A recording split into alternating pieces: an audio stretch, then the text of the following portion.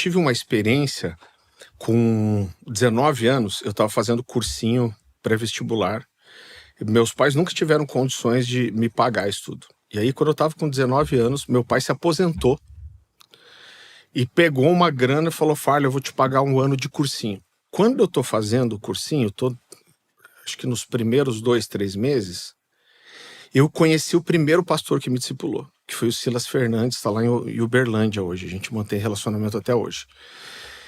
E, cara, ele me puxou para dentro da casa dele, assim, para me discipular, para me envolver na vida ministerial dele. E eu já tinha uma questão ministerial, mas esse negócio acendeu ali. O Silas foi muito importante. 19 anos. Com 19 anos. Para me dar um destino profético mesmo. E eu lembro que a coisa começou a intensificar com a vida da igreja ali. E eu ia no cursinho à noite, mas não estudava. Estava sempre envolvido com a igreja, com tudo que o Silas estava me oferecendo ali em relação a discipulado. E eu tive uma conversa com os meus pais. Falei, gente, não estou estudando direito. E meus pais falaram para mim, olha, a gente vai ficar muito feliz de você estudar, se formar, mas nada vai agradar tanto o nosso coração como ver você correspondendo ao que Deus tem para você. Então não fica com peso em relação ao cursinho. Então isso foi também, sabe, foi um impulso deles, assim, né? Sempre me empurraram para isso. Porque só complementando, Douglas, no que você fala, né, que aquilo que os pais podem gerar nos filhos, né, eu vejo como é difícil. Você vê hoje, eu à frente de uma igreja como pastor sênior, eu sei que isso é em todo lugar. Sim. Mas a gente tem problema, por exemplo, com o pai que tem preguiça de levar o adolescente no culto de adolescente no sábado. Não, mas pô, sábado... Eu vejo como isso espalha na cultura e a gente não percebe, né?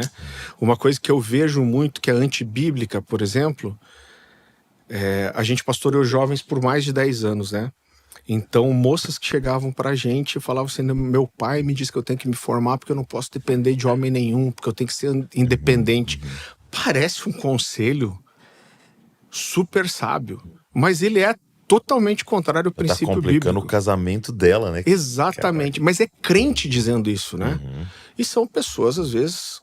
Bom, agora, fala pra gente um pouco, assim, de como é que foi essa transição, né? Você, por muitos anos, eu até te conheci como líder de jovens, você conhece no Alcance e tal, o professor Luciano Subirá, toda a galera de lá. E aí, de repente, porque aconteceu isso com a gente aqui também, né? Como é que foi esse processo de... Não, eu tô entendendo agora que o senhor quer que a gente plante uma igreja e tal. Como é que foi isso pra vocês, assim? Porque eu acho que é a realidade de tantas pessoas, né? Cara, a gente foi para Alcance em 2007.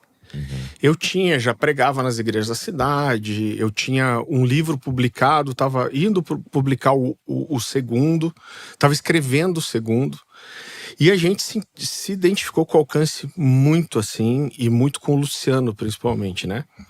Então a gente se envolveu muito rápido. Em 2010 eu fui para o tempo integral, em 2011 a gente foi ordenado ao presbitério, né? E a gente teve uma história incrível lá. Mas a Dani tá aqui, vai me ajudar com as datas. Eu acho que foi em 2018. Antes da pandemia. Em 2018 a Alcance teve a grande transição para o templo maior, né? Então, poxa, era um momento muito especial. O Luciano também estava transicionando para o pastor Marciano, que é o pastor sênior lá hoje, né? Então, o Luciano hoje tem uma posição mais apostólica, mas o pastor local da igreja é o pastor Marciano Hortêncio. E foi uma transição de 4 anos para o Marciano, que a gente participou muito bem. Eu viajava bastante pregando, então eu tinha uma conversa com o Luciano que, na verdade, eu ia começar a viajar mais e diminuir as coisas na igreja, né? Mas, cara, de repente a gente chegou num culto, assim, a Dani até foi um pouco antes, e todo aquele sentimento de identificação que a gente sempre teve, parece que foi embora. Isso é muito doido, né? É muito doido. E eu lembro que eu fiquei lutando com esse sentimento, então. mais ou menos ali de setembro até março de 2019. Porque a gente tem a tendência a ir pro racional, né? Porque fala, não, que será que é? Será que é isso aqui? Tô cansado. Deixa eu descansar. Deixa eu falar com fulano. Deixei alguma coisa ruim entrar no coração, tô com o coração peludo. Cara, eu fiquei fazendo todas as contas. A gente saiu de férias, tinha acho que férias dos jovens ali de um mês, janeiro.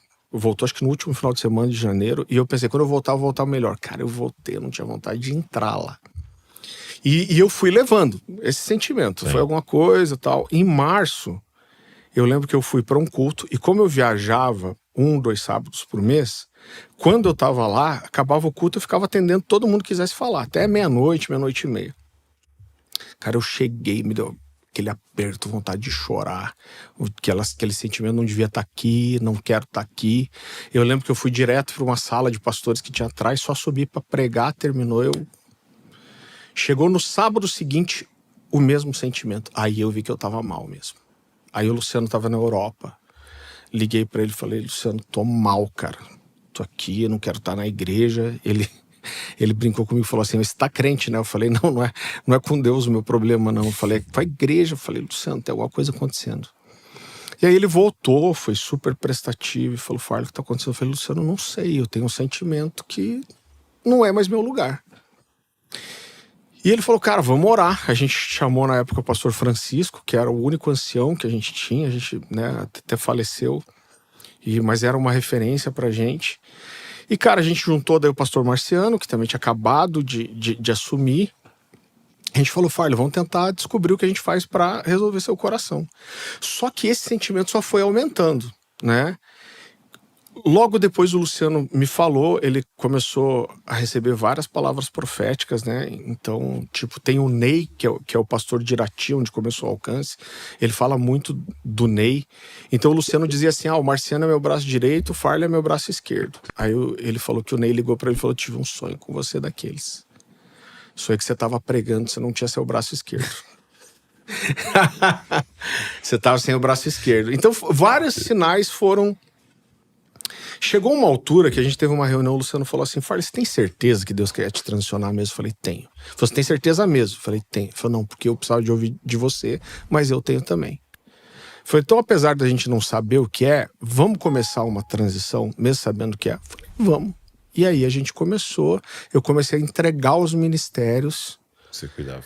Pra já pensando, vou sair. Mas foi um ano. Porque eu acho que eu comecei com esse sentimento em agosto, setembro de 2018.